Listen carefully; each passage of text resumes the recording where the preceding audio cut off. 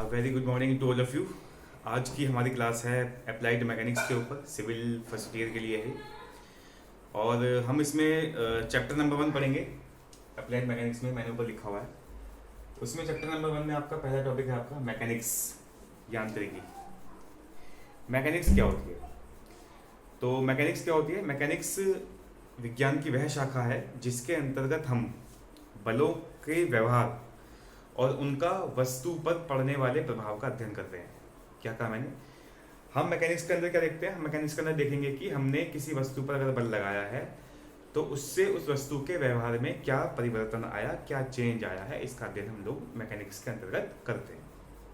चलिए, मैकेनिक्स दो तरीके की होती है। कौन कौन सी होती है? यहाँ लिख देता हूँ मैं इसको। मैकेनिक्स होती है आपकी दो तरीके की होती है। एक होती है आपकी स्टैटिक्स और एक होती है आपकी डायनेमिक। एक होती है स्टैटिक और एक होती है डायनेमिक। स्टैटिक यानी कि विरामावस्था, और डायनेमिक मतलब कोई बॉडी है वो चल रही है। तो इसमें कैसे देखेंगे हम बलों का अध्ययन? देखिए, कोई वस्तु है, मान लीजिए वो स्थिर है, एकदम आराम से रखी है, वो चल नहीं रही है। उसके बाद हमने उसमें कोई बल लगाया, कोई फोर्स लगाया, तो उस फोर्स को लगाने पर उस विराम अवस्था में रखी हुई वस्तु के ऊपर क्या प्रभाव पड़ेगा, इसका अध्ययन हम करते हैं स्टैटिक मैकेनिक्स के अंतर्गत। कोई वस्तु है, मान लीजिए वो गतिमान है, वो चल रही है। अब हमने उस पर फोर्स लगाया। जब हम उस पर फोर्स लगाएंगे, बल लगाएंगे, तो क्या होगा? वो गतिमान वस्तु या तो रुक जाएगी या और तेजी से चलने लगेगी। तो यानी कि जैसे भी स्थिति होगी, तो यानी कि गतिमान वस्तु के ऊपर अगर हम कोई भी बल लगाते हैं तो उसका जो स्टडी करते हैं वो हम करते हैं डायनेमिक मैकेनिक्स के अंतर्गत। डायनेमिक मैकेनिक्स दो तरीके की होती है। कौन कौन सी होती है? एक होती है आपकी काइनेमेटिक और एक होती है आपकी काइनेटिक। देखो, दोनों चीजें अलग अलग हैं। ये मैंने बोला काइनेमेटिक, काइनेमेटिक, काइनेमेटिक, काइनेमेटिक। ये मैंने बोला काइनेटिक, काइनेटिक, काइनेटिक। दोनों में डिफरेंस क्या है?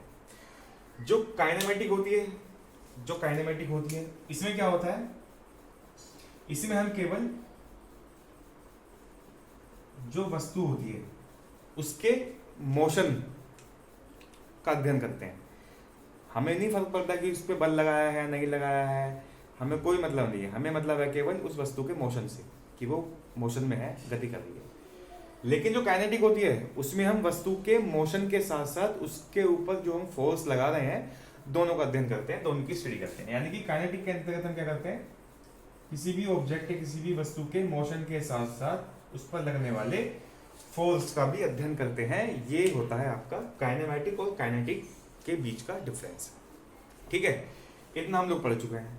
अगला आपका आता है आपका कि अगर हमसे कोई पूछे कि भाई मैकेनिक्स का हमारे जो दैनिक लाइफ है, जो रियल लाइफ है, उसमें मैकेनिक्स की क्या यूटिलिटी है, क्या उसकी उपयोगिता है? तो भाई बहुत बड़ी उपयोगिता है। कैसे है? देखिए, अगर हम लोग चल रहे हैं, गतिमान है, तो वहाँ भी मैकेनिक्स अप्लाई हो रही है।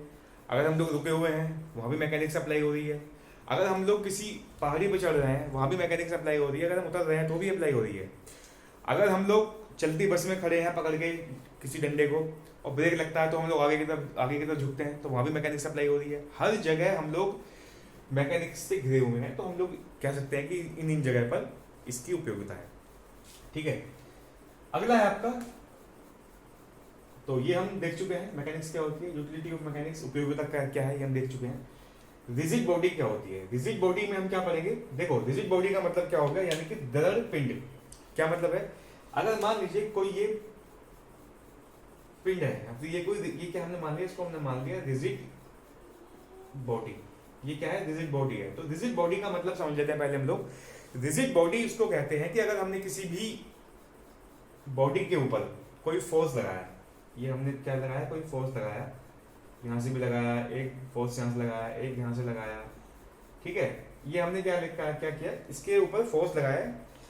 तो फोर्स लगाने से क्या होगा कि इस बॉडी के ऊपर कोई फर्क नहीं पड़ रहा है इसको, यानी कि जिन मॉलिक्यूल से मिलकर बनी है उनके बीच में कोई मूवमेंट नहीं हो रहा है, वो स्थिर अपनी जहाँ पहले थे वहीं रखे हुए हैं, यानी कि उनका जो डिफॉर्मेशन है बॉडी का वो या तो जीरो के बराबर है या एकदम जीरो है, यानी कि बहुत या तो बहुत ही कम मूवमेंट होगा या बहुत ही कम डिफॉर्मेशन होगा या एकदम होगा ही नहीं। ऐसी बॉडी को हम क्या बोलते हैं, ऐसी बॉडी को हम बोलते हैं रिजिड बॉडी, यानी कि जिस बॉडी पे हमने फोर्स लगाया है, अगर उस फोर्स लगाने किसी बॉडी पे फोर्स लगाने के बाद उस बॉडी के ऊपर कोई प्रभाव नहीं पड़ता है, कोई डिफॉर्मेशन नहीं होता उस बॉडी का, उस बॉडी को हम बोलते हैं रिजिड बॉडी। तो हम लोग मैकेनिक्स में रिजिड बॉडी के ऊपर ही वार्तालाप करेंगे। अभी के लिए फिलहाल इस वीडियो में इतना ही है, नेक्स्ट वीडियो हम लोग लेके आएंगे और फिर पढ़ते हैं आगे की कहानी। Okay, thank you.